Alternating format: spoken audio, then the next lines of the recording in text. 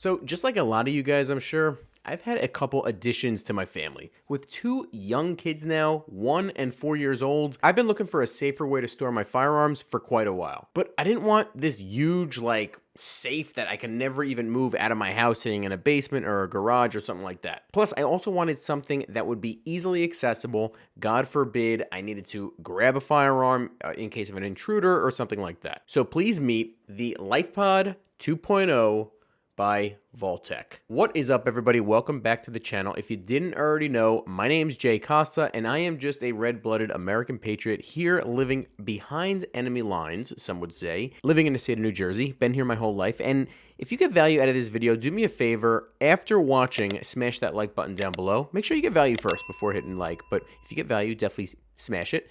And also consider subscribing because we're building a tight-knit community here of like-minded individuals, specifically in the state of New Jersey, as well as other blue states like us and similar to us that constantly have to defend and protect and fight for our Second Amendment right and our right to defend ourselves, our family, and our property. So if that interests you, definitely consider subscribing. And in this video, I'm going to share with you a review of the Vaultek Lifepod 2.0 mini safe, what I like about it, what I don't like about it, and whether or not I am going to get more of these things and pepper them around my house. All right, guys, so let's get started with an overview of this Vaultek Lifepod 2.0 gun safe, firearm safe. So on the outside here, you could see it's made out of a very hard and rugged plastic, and it has this logo here. I guess that's the Vaultek logo, and it says precision crafted defense systems. On the top lid, you have like this mesh grid pattern. And on the bottom of it, you do have keypad 1, 2, 3, 4, along with a LED light for status indicator, the lock button, as well as a battery indicator light as well. And on the front, you have a sealed lid here for a micro USB in order to charge it, as well as for a key. It does come with two keys to unlock it. The keys only unlock it. They don't lock it. It's only if it if it runs out of battery, then you use the key to unlock it. So keep that in mind. And on the top here, it says to lock LifePod, press and hold lock icon for 3 seconds. And then it talks about the how the interior of this can pressurize. So LifePod's airtight seal can suck the lid closed with pressure changes. Release pressure by opening the front keyhole, which we just did, cover, when the lid sticks closed. So that's pretty interesting. In some situations, this lid, even if you take the latches off and try to unlock it, it could be sucked closed based on pressure. So in that case, they say to take off the front keyhole cover. Now, let's get to the back here, and you're met with the same kind of mesh grid pattern with 4 rubberized feet to keep it in place. And here is the information on the back. Vaultek, the model number is VLP20-BK.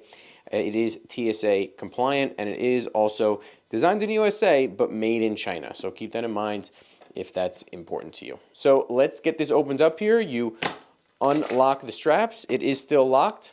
Now, in order to unlock it using the keypad, you cannot just click the buttons for the keypad. You have to click the lock button first, and then put your 4-digit key code in, and it opens right up. On the top lid, there's not much other than a piece of foam. There are versions of these Lifepod 2.0s with this cool organizer on the top. I believe the Coleon Noir version comes with it. You can buy it separately as well for about $20.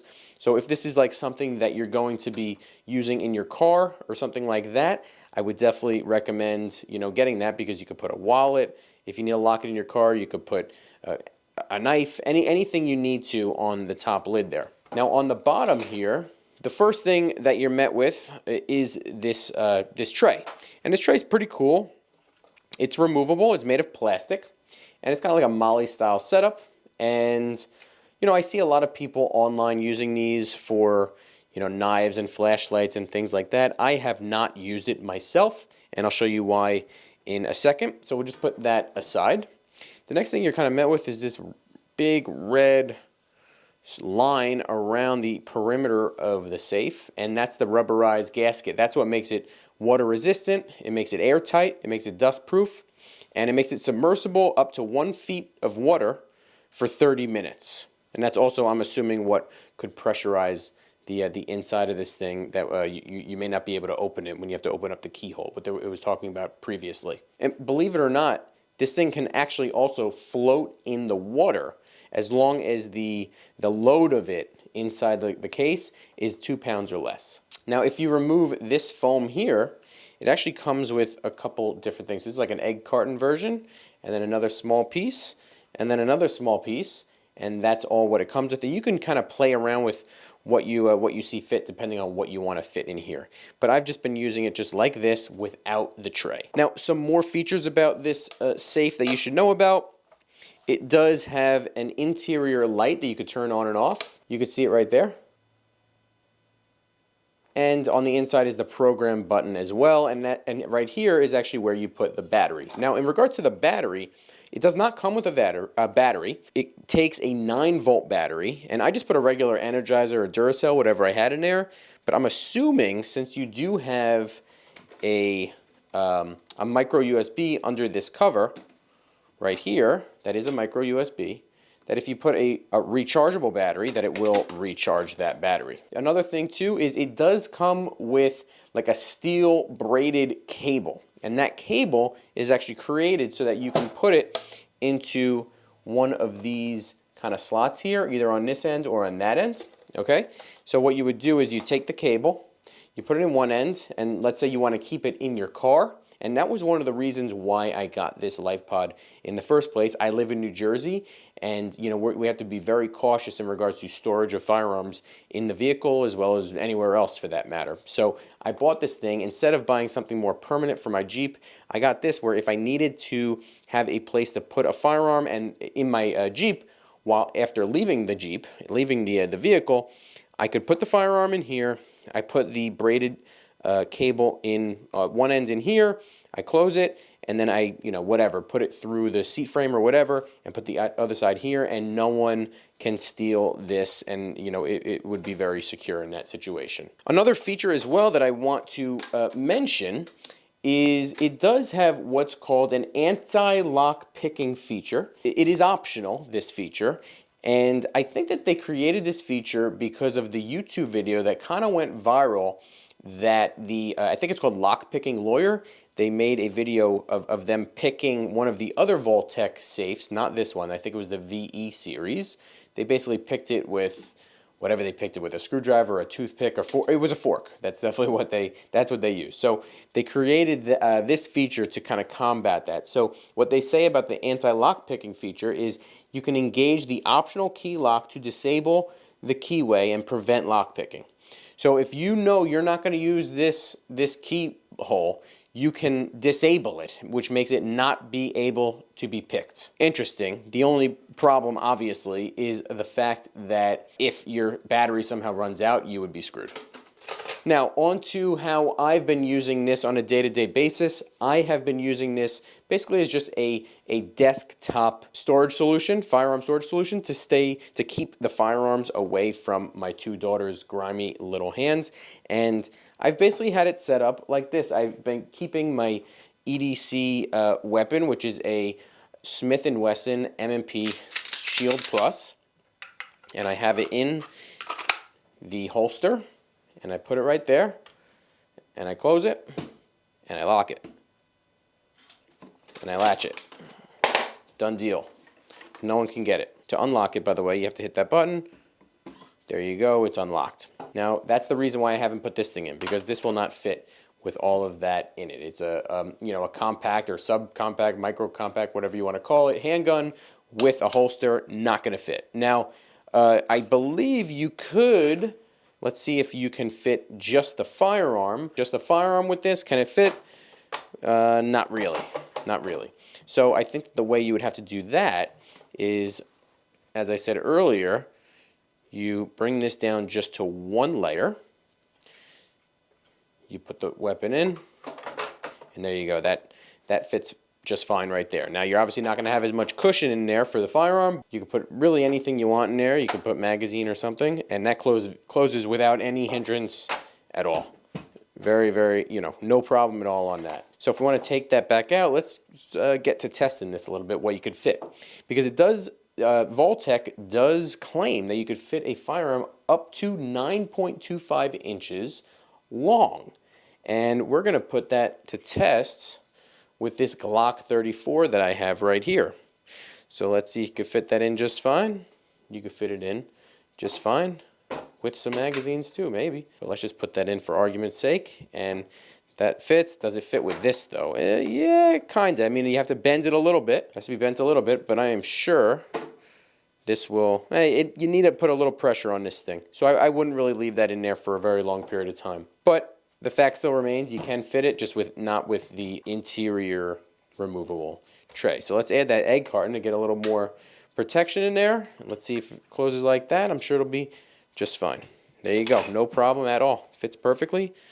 Now let's add one more layer to it to get even more protection. Back to kind of how it came. Put the egg carton back on. Glock 34. I know these aren't the magazines for this firearm, but so what? And then let's close it. Very, very easy. That is a good storage solution. Now, it rattles around a little bit, but that's okay. Now, let's try, I have another weapon here with a big old Surefire X300. Should that fit just fine? Fits just fine, no problem. It's locked. Still rattles around, but so what? Who cares? Now, overall, I find this to be a really excellent solution for a single firearm safe. And by the way, single firearm safe, let's see if we could fit a couple in. Let's see if we could do this Glock 17 and this Shield Plus. Let's see. That fits in there. Let's see if it closes. No problem. Overall, this is an excellent solution for firearm storage. If you don't want this big, bulky, clunky firearm safe in your house that you can never move or anything like that, maybe you get a couple of these things, a few of these things, pop them around the house. That way, God forbid there's an intruder, whatever, you need quick access to your firearm. You put one in each room, just like me, okay? And you go right in, you get access to it, and you're ready to go.